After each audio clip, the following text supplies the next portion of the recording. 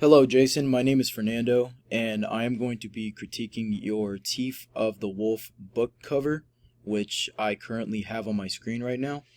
So, first thing that I notice when I pull up your book design cover is that the colors really stick out to me.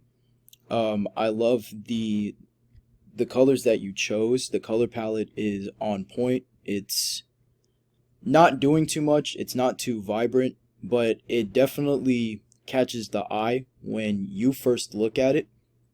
And I think that you've executed that very successfully.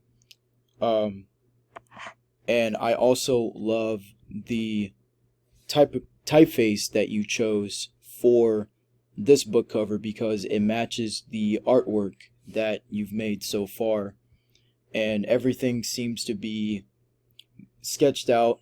I don't know if it's 100% done yet or if you plan on doing a little bit more to it, but so far so good.